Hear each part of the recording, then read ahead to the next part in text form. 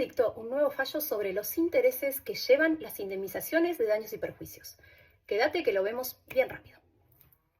En un proceso de daños derivados de un accidente de tránsito, la Corte dejó sin efecto una sentencia que ordenaba indemnizar habiendo cuantificado los daños a valores actuales y estableciendo que a esos daños debía aplicárseles la tasa activa desde el momento del hecho hasta el momento del efectivo pago.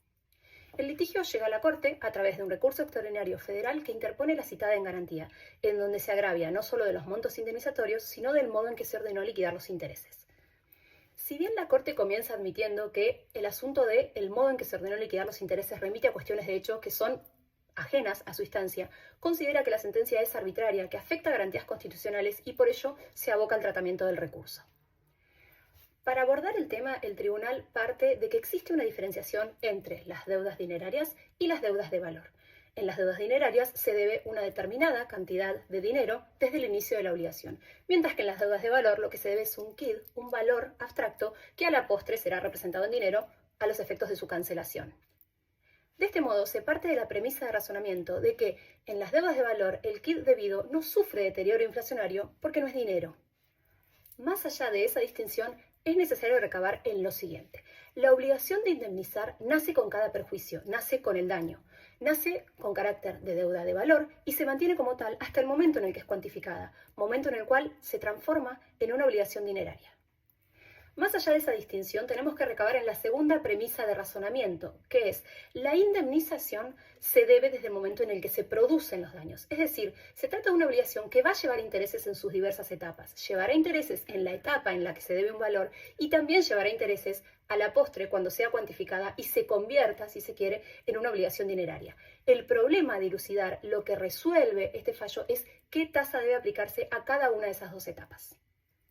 Es decir, la tasa de interés a aplicar para calcular los intereses desde el momento del perjuicio hasta el momento del pago debe variar en estas dos etapas, según se halle cuantificada o no la deuda. Establecidas entonces estas dos premisas, la diferenciación entre una deuda de valor y una deuda de dinero y la circunstancia de que la indemnización lleva intereses desde el momento en que se produce el daño, entonces la Corte nos dice lo siguiente.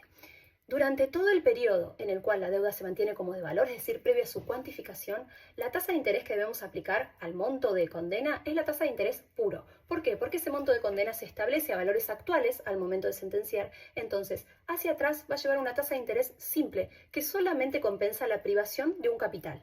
De allí en adelante podemos hablar de tasas de interés compuestas, en el sentido de que la deuda se transforma en dineraria y que debería aplicarle una tasa que contemple entre todos sus componentes, además de la privación del capital, la pérdida de valor adquisitivo de la moneda o componentes inflacionarios.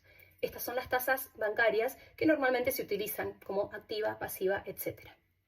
En fin, en las deudas de valor aún no cuantificadas, al no deberse dinero, no hay pérdida de valor monetario y con lo cual estoy avalando un enriquecimiento sin causa si a esa etapa de la obligación le aplico una tasa de interés que justamente compensa o tiene un componente que compensa esa pérdida de valor monetario que en realidad no se produjo. De la cuantificación a valores actuales en adelante, sí tendré que recurrir a una tasa que contemple entre sus componentes aquel que tiende a compensar la pérdida de valor adquisitivo de la moneda, porque ahí pasa a deberse una suma dineraria. Toda esta problemática tiene que ver con el régimen legal vigente, en donde se establece que la deuda de valor, una vez cuantificada, queda atada a toda la regulación de las deudas dinerarias. Es decir, el texto del código parece habilitar una mutación del objeto debido, es decir, esta obligación en su fase no cuantificada se debe un valor y luego de que es cuantificada se debe una suma de dinero. Lo cierto es que la cuestión acerca de la tasa de interés que debe aplicarse a las indemnizaciones de daños y perjuicios queda parcialmente resuelta. En este fallo la Corte hace referencia a qué tipo de tasas deben utilizarse, si pueden ser tasas puras o pueden ser tasas que contemplen componentes inflacionarios, pero no hace referencia a una tasa en concreto.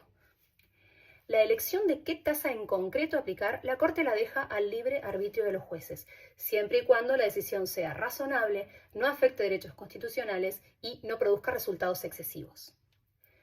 Tenemos que tener en cuenta que a pesar de este libre arbitrio del juez para poder elegir la tasa, el texto de nuestro Código Civil y Comercial establece que debe ser una de las tasas que dicte el Banco Central. El fallo nos impone reflexionar acerca de esta situación en la cual jueces, juezas de todas las instancias buscan soluciones para paliar la pérdida de poder adquisitivo que tiene el dinero cuando en obligaciones de indemnizar una vez cuantificadas quedan atadas al régimen de las obligaciones dinerarias, en las cuales está prohibida su actualización. Pero también es evidente que ninguna de las tasas a las que se puede recurrir, sumado a la prohibición como regla del anatocismo, hacen que no haya manera de poder compensar esa pérdida de valor adquisitivo que sufre el dinero. Sin embargo, la Corte nos dice una vez más, al igual que lo hizo en la cuadra, que las sentencias deben ser una derivación coherente, concreta y razonable del derecho aplicable y de los hechos. De lo contrario, son arbitrarias. En cualquier caso, este tipo de pronunciamientos nos impone volver a poner el foco en la vigencia del régimen nominalista y en la necesidad de una regulación adecuada, concreta y específica para las deudas de valor. Coméntame qué te pareció este fallo, si te sirvió el video y nos vemos en la próxima.